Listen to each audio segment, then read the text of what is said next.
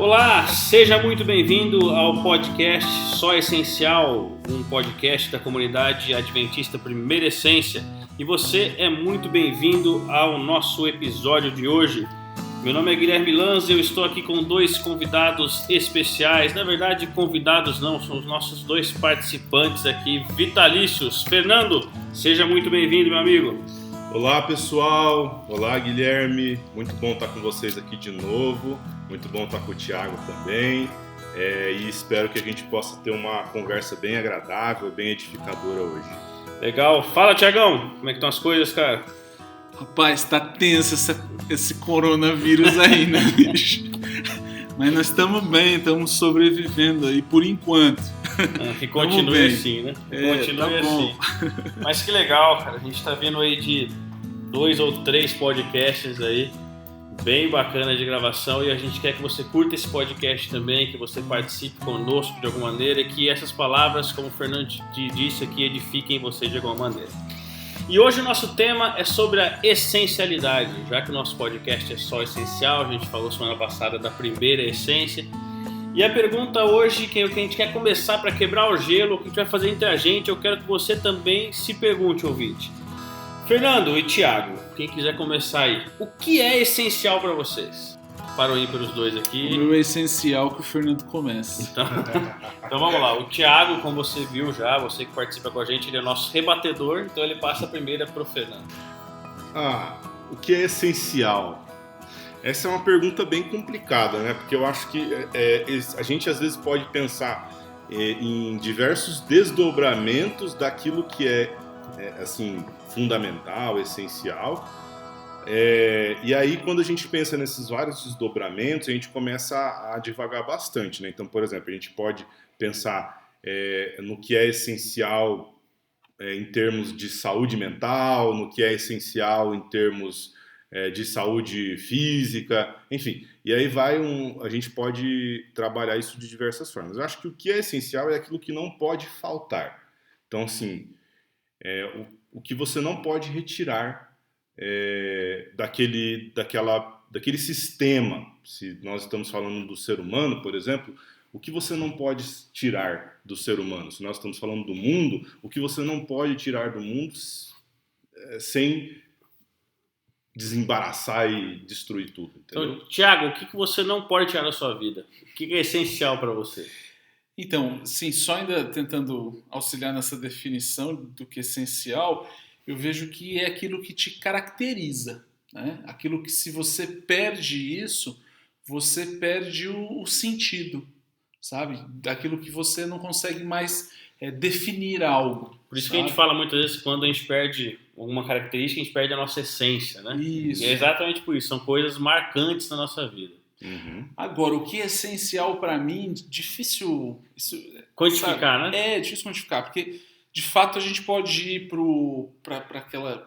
talvez não sei se é um jargão ou não, mas Cristo, né? Eu posso chegar para você e falar, não, o essencial na minha vida é Cristo, mas muitas vezes não é isso, né? A gente tem várias coisas em várias facetas que a gente pode dizer que é essencial na nossa vida. Mas será que de fato aquilo que nos caracteriza, aquilo que, aliás, me caracteriza, aquilo que me torna essencial, aquilo que é singular na minha vida, eu acho que eu posso caracterizar que é Cristo, sim. Cristo é o ponto, sem ele perde-se todo sentido, mas enfim, a ideia não é concluir.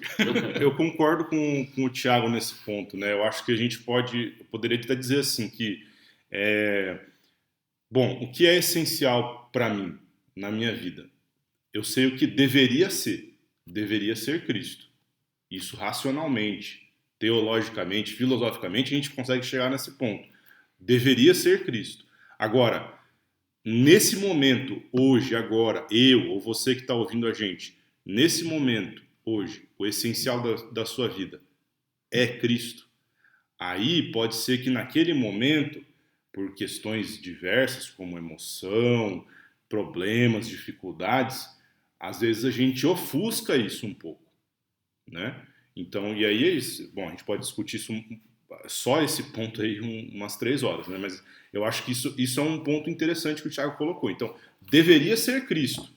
e de fato é Cristo, mas vai oscilar na minha vida dependendo do contexto em que eu tiver, e eu acho que justamente por isso que esse podcast, esse episódio, serve para a gente, talvez se você que está ouvindo a gente estiver passando por um momento em que o essencial não é Cristo, para a gente cutucar um pouco você para essa reflexão, né? Muito legal, cara. E a gente vê como muitas vezes a gente acaba perdendo o controle do que realmente é essencial, perdendo, a verdade, a compreensão do que é essencial. Tem algumas pesquisas que falam que muitas pessoas, por exemplo, hoje, não viveriam sem internet.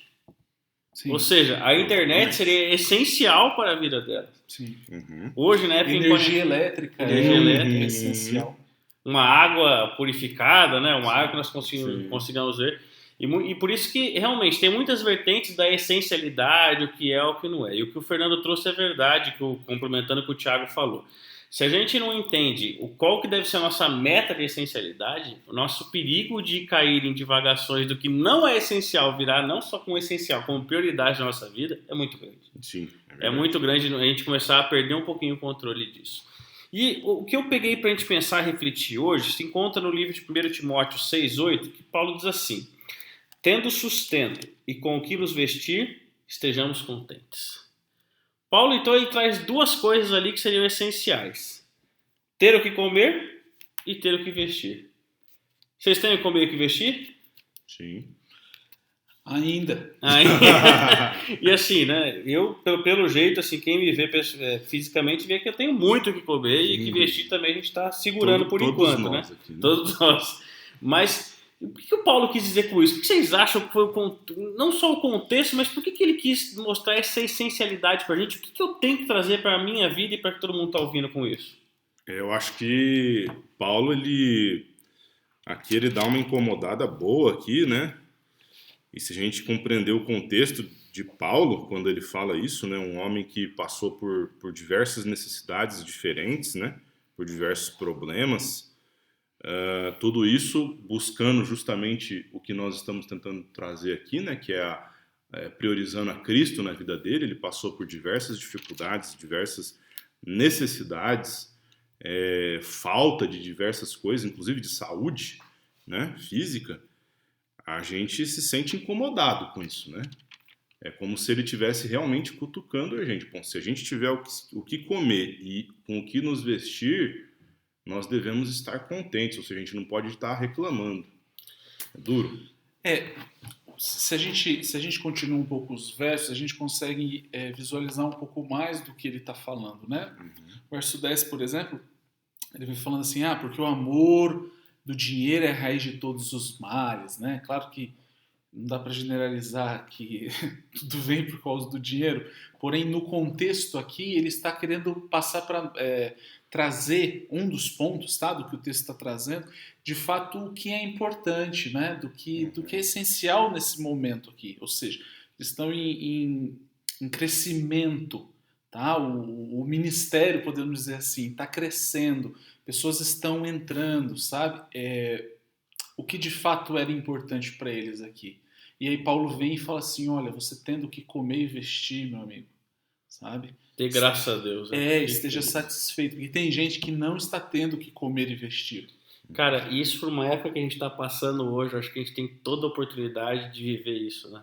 Eu estava conversando hoje com a moça que dá banho na minha cachorra e ela começou uma campanha na internet para arrecadar alimentos e ela mandou de um jeito assim que eu não entendi muito bem se era para ela ou não. E eu me preocupei com ela, assim, porque ela não é uma pessoa com boas capacidades financeiras, e ela falou, não é para mim não, é para os outros. E ela é cristã, comecei a conversar com ela hoje na hora que a gente estava saindo, eu falei assim, olha, agora é a oportunidade de a gente viver isso. Agora é a oportunidade de demonstrar que o meu amor às coisas desse mundo, você tem que deixar de lado para eu ajudar o outro que não tem o que comer e o que vestir. E não nos enganemos. Hoje a quantidade de pessoas que não têm o que comer e o que vestir é muito grande. Vai aumentar ainda. É interessante, né? Porque muitas vezes a gente fica pensando no que é essencial para nós. Só que, será que a gente não tem que pensar também no que é essencial para o próximo, né? E muitas vezes ele não tem nem o essencial, os próximos não têm o básico, né, cara? Sim. Muitas vezes. E assim, a gente fica pensando no próximo. Para sobrevivência, exatamente, né? E a gente fica pensando no próximo, eu acho que esse é um dos maiores erros nossos. como se fosse uma pessoa muito distante. Sim. A gente quantifica aquela pessoa que está na África, mas, cara, o próximo pode estar do lado da minha casa, cara. Pode ser meu vizinho. Não, porque se fosse pro próximo ser distante, chamava distante e não próximo. Né? Exatamente, bem isso. Verdade. A gente fica, parece que não sei, afastando a nossa responsabilidade. Sim. Não sei se esse é o nosso subconsciente fazendo isso, mas eu acho que a lição que Paulo quer nos dar é, meu amigo, dê valor ao que realmente tem que ser dado valor na vida. Sim. Tanto que quando do mandamento, né, amarás o próximo como a ti mesmo, ou então em outro lugar da Bíblia que fala amarás o próximo como Jesus amou, eu não sei o que você acha pior aí, você entendeu? Mas vamos ficar no nível do amar como a ti mesmo, nem mais nem menos, mas como a ti mesmo, sabe? Eis a necessidade que nós temos.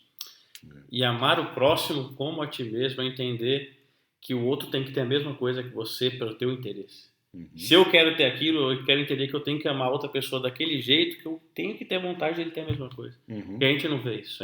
Muitas vezes a gente acaba não vivendo isso e a gente foge do essencial e busca outras coisas. Então, muitas vezes hoje a gente troca o essencial pelo trabalho, a gente troca o essencial por correr atrás de dinheiro, e a gente volta até o que Salomão diz em Eclesiastes, né? Tudo é vaidade, tudo correr contra o vento.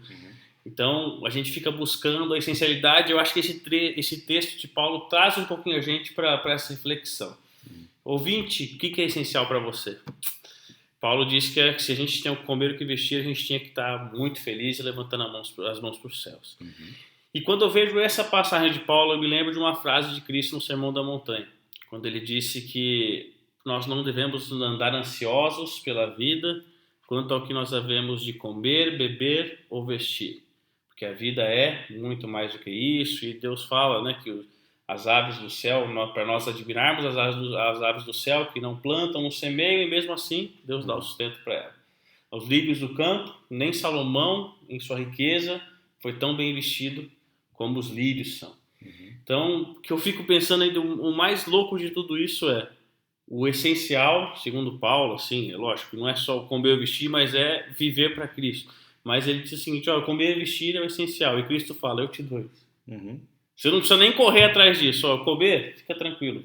Se você é fiel a mim, se você confia em mim, você vai ter o que comer e o que vestir. Isso é muito estranho pra gente, que nós vivemos numa época que nós queremos conquistar tudo isso, né? Então, se Cristo falou que eu não tenho que me preocupar com o que comer e o que vestir, eu tenho que viver acomodado, o que vocês acham? Eu acho que ele falou assim, pra gente não andar ansioso, no sentido da gente, no contexto que ele estava falando, inclusive, dá pra gente tirar isso, lá tá em Mateus capítulo 6, esse texto. No contexto em que ele estava dizendo isso, me parece que o que Jesus estava apontando era no sentido assim, de repente você estar tão preocupado com algo secundário que você não está nem dando vazão para a menor preocupação com aquilo que é primário. Então eu acho que existe um contexto de relação aqui, né? Então, quando ele fala, olha, e aí o texto ele fala assim, olha, vocês podem olhar para as aves do céu, para os lírios do campo, o nosso Pai, ele alimenta as aves, o nosso Pai veste os lírios do campo, vamos dizer assim, né, de forma metafórica, né? E aí ele fala, olha, e os lírios do campo não fazem as suas roupas, e as aves dos céus, né, de uma forma metafórica, também se alimentam de forma tranquilamente, aí é natural, né?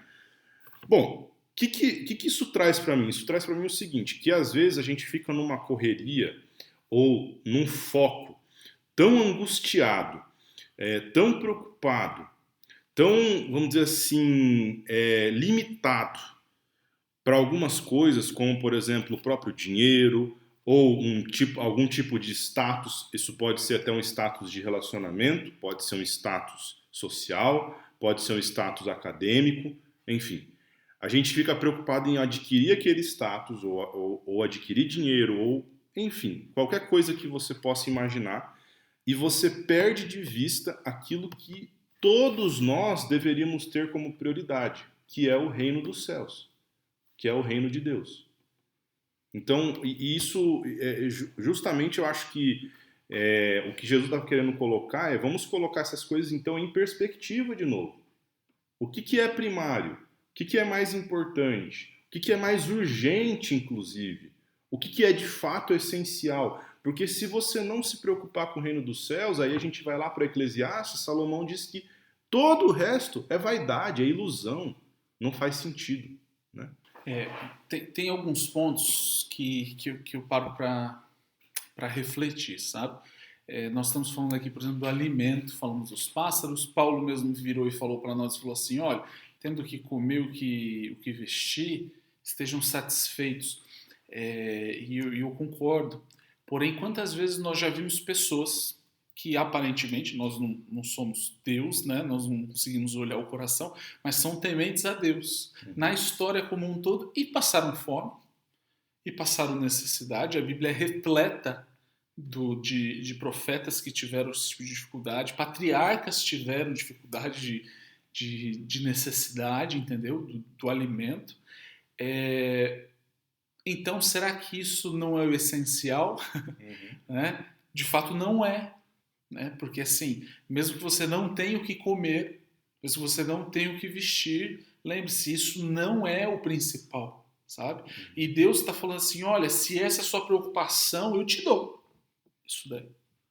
Se esse é o medo que você tem, está aqui, entendeu? Mas ei, pare para pensar, existe algo que é muito mais importante, algo que você tem que correr atrás, que não é isso, entendeu?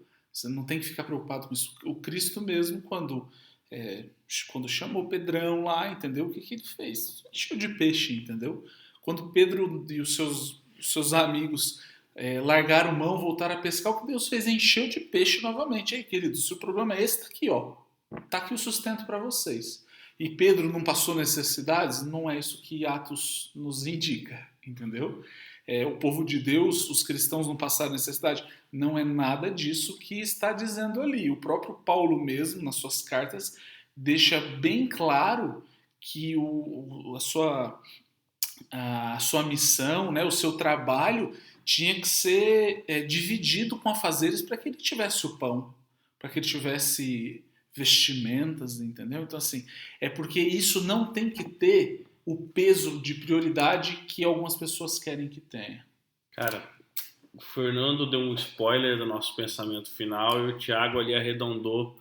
E a gente entende, então a gente está pronto para entender o que Jesus falou no final do capítulo 6, no final do Sermão da Montanha, quando ele disse então que nossa prioridade deveria ser buscar então o reino de Deus e a sua justiça, e todas as outras coisas vos serão acrescentadas. O que são essas todas as outras coisas, Fernando? Eu acho que Jesus estava querendo dizer, de fato, todas essas outras coisas que ele tinha citado. Eu fiquei pensando aqui, eu não vou conseguir citar assim de forma categórica, assim, literal, a frase de C.S. Lewis, mas o pensamento que C.S. Lewis colocava de que assim, ó, se você almejar felicidade nessa vida, você não vai conseguir. E não vai conseguir o céu. Se você almejar o céu, você vai conseguir tanto a felicidade quanto o céu. E por que eu citei isso agora? Para a gente poder refletir um pouco sobre isso. Então, quer dizer que quando Jesus então coloca em perspectiva, ó, se você buscar em primeiro lugar o reino dos céus, todas essas coisas vão ser acrescentadas. Por que elas vão ser acrescentadas?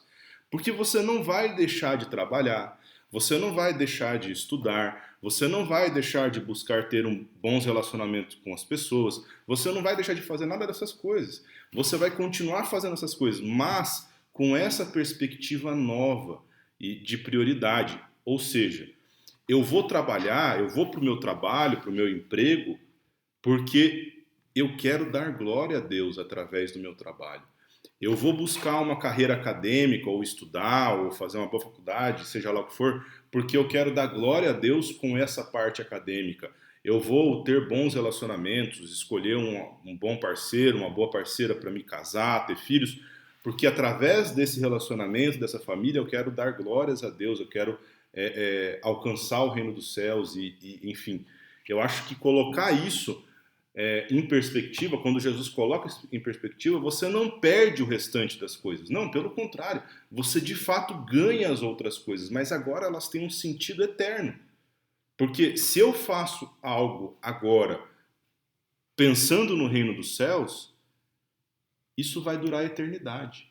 Se eu faço algo agora, mesmo que eu conquiste dinheiro, um carro bom, uma casa boa, ou mesmo uma família boa, mas sem ter nenhuma perspectiva sobre o reino dos céus, essas coisas vão acabar, vão passar. E aí? Não ficou nada para a eternidade, entende? Então, quando Jesus fala isso, eu entendo que realmente ele está querendo dizer todas as outras coisas mesmo. Quando você falou agora, eu me lembrei de Salomão de novo, né? Porque Salomão, se você, ouvinte, não leu Eclesiastes ainda, para mim é um dos livros mais sensacionais da Bíblia. E ele fala exatamente isso, ele dá até um desabafo, ele fala assim, olha, não adianta eu ter conquistado tudo que eu conquistei. Não sei o que meu sucessor vai fazer com tudo isso. Não vai adiantar nada, não vou levar isso para a eternidade. Mas eu queria finalizar esse episódio nosso aqui com o término da história que o Thiago trouxe aqui. O Thiago trouxe a história da pesca maravilhosa, da pesca sensacional que foi feita. E o que era essencial para aqueles discípulos naquele momento? O que era essencial para Pedro? Era essencial era peixe. Ele precisava levar o sustento para casa dele. Aquilo era essencial. E Jesus pega e dá o essencial dele, que Pedro queria, ele dá para Cristo dele. E qual foi a resposta de Pedro para isso? Versículo 11 do capítulo 5 de Lucas. E arrastando eles o barco sobre a praia, o barco cheio de peixes, deixaram tudo e o seguiram. Pedro e os discípulos, os outros ali, perceberam que o essencial deles não era o essencial de Jesus. E quando eles perceberam isso, eles deixaram o essencial deles, o antigo essencial, que era tudo que eles tinham. Quem sabe não, com certeza a maior pesca que eles já tinham feito na vida. Deixaram tudo aquilo e seguiram para o essencial. Seguiram o essencial. Que esse possa ser nossa meta, né? E assim, pode ser que hoje o essencial, provavelmente o seu essencial não é o peixe. Provavelmente o essencial do Fernando e do Thiago não é o peixe, o meu essencial não é o peixe hoje. Mas você sabe qual que você tem sido o seu essencial. Só que lembre-se que o essencial, como o Thiago falou nos primeiros minutos aqui do nosso podcast, é Jesus Cristo. Ele é o que nós precisamos ter. E se nós buscarmos o reino dele e a justiça dele, todas as outras coisas necessárias para nós serão acrescentadas. Interessante, né? Você falou é o reino e a sua justiça, né? Talvez esse sentido de justiça mude muito. Que a justiça de Jesus é o amor, né? Que é a maior injustiça que o mundo já viu.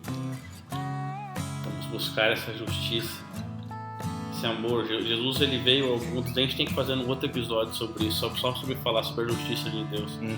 Que Jesus subverteu todo o entendimento e colocou o amor e a misericórdia no centro dela. Que nós pudermos. Esse é o centro do reino.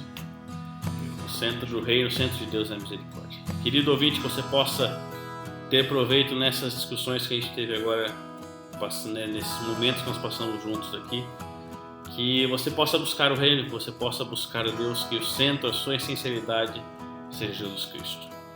Até o próximo episódio, que Deus te abençoe. Falou! Falou!